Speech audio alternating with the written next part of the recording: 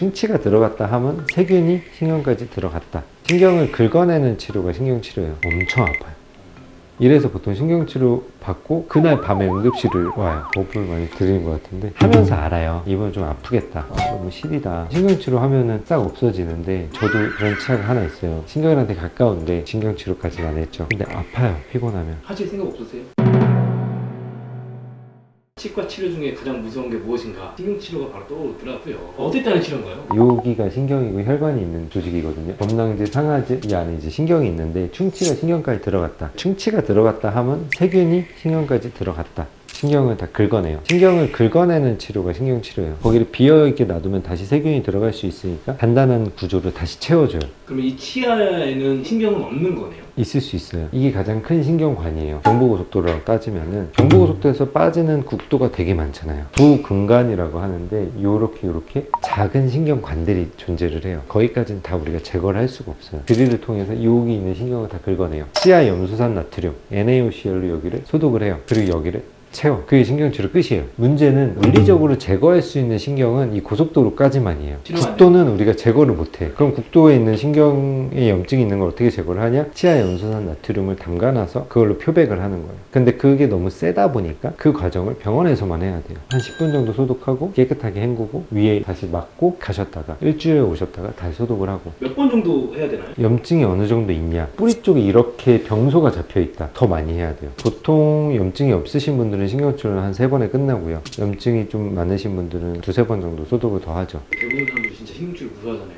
걱정할 만큼 큰 시술일까요? 큰 시술은 아니에요. 신경치료가 환자분들이 무서워하는 게 3번, 4번 내원을 하신다 그랬잖아요. 이미 치아 안에 신경이 제거가 되면 그때부터는 마취는 따로 안 해요. 감각이 없으니까. 왜 아프냐? 여기를 이제 소독을 할 때 들어오는 관 있잖아요. 이 관이랑 치아 안에 있는 우리가 제거한 신경관이랑 이게 개통이 잘 되어 있는지 확인을 해요. 여기까지 한번 톡 넣었다 빼요. 그때 아파요. 얘네들은 살아있으니까 마지막에 신경을 채울 때 끝까지 빡빡하게 다 채워야 되잖아요. 저희가 안에 채우는 물질이 여기 끝까지 조금 넘어가요. 신경 살짝 건드리네요. 그때 조금 아파요. 다른 과정은 다 마취를 하고 진행을 하니까 아무 느낌이 없는데 너무 무섭다 그러신 분들은 할 때 마취를 해달라고 하시면 되고, 신경치료를 하고 나서 아픈 경우가 간혹 있어요. 신경관을 우리가 치료를 했잖아요. 안에 염증이 너무 심했던 거예요. 혈관이 다 부어 있는 거예요. 팽창을 해서 다 깨끗하게 제거를 안 한 상태에서 만약 위에를 덮어놓다 그러면 이게 팽창을 하니까 압력이 어디로 가겠어요? 아래로 가죠. 엄청 아파요.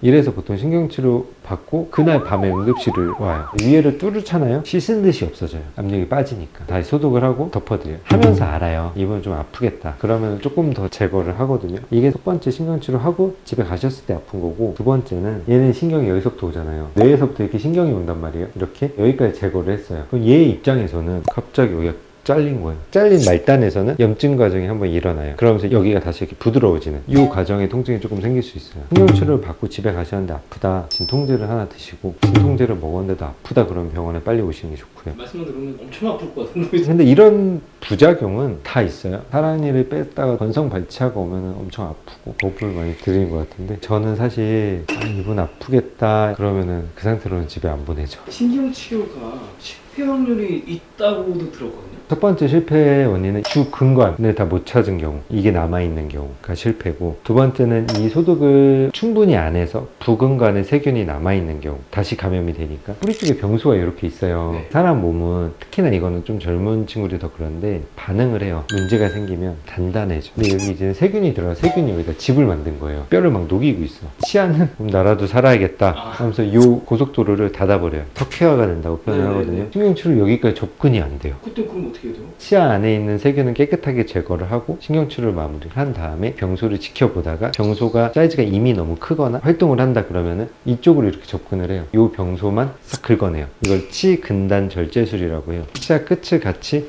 잘라요. 그리고 여기를 뼈 이식을 해주죠. 뼈 이식을 해주는 건 얘가 뼈를 만들어주기 위한 것도 있지만 다른 세포들이 들어오지 말라고 골조를 잡아주는 역할도 있어요. 신경치료 그래도 웬만하면 피하고 싶어요. 안 하시는 게 좋죠. 어떻게 관리를 해야 신경치료까지 가는 걸 피할 수 있을까요? 병원에 주기적으로 오셔서 엑스레이 찍어보고 검사를 받아보시는 게 좋고요. 내가 충치가 너무 대생기는 편이다 그러면 더 자주 오셔야 돼요. 아파서 오시면 이미 어느 정도 진행이 된 상태이기 때문에 치료가 좀 크게 들어가야 될 때가 많아요. 저도 사실 신경치료 하는 거를 루틴하게 권해드리진 않기 때문에 환자분들이 크라운 치료하면서 너무 시리다, 신경치료 하면은 싹 없어지는데 치아를 조금이라도 오래 사용을 하실 수 있게끔 도와드리려고, 저도 그런 치아가 하나 있어요. 신경이랑 되게 가까운데 신경치료까지는 안 했죠. 신경치료 하면 이제 크라운 하고 넘어가야 되니까 다음 단계로. 근데 아파요, 피곤하면. 하실 생각 없으세요? 저는 제 컨디션에 대한 바로미터라고 생각을 하거든요. 아픈 원인을 정확하게 들어보시고 결정을 하시는 게 좋아요. 단순히 그냥 아파다, 신경 죽여달라 그러기에는 치아 하나하나 갖고 있는 신경이 제 생각엔 되게 소중한 아이들이라서, 제가 항상 말씀을 드리는 게 차가운 거에 시려, 씹을 때 아파, 뜨거운 거에도 아파. 이게 치아의 신경의 염증 단계라고 보시면 돼요.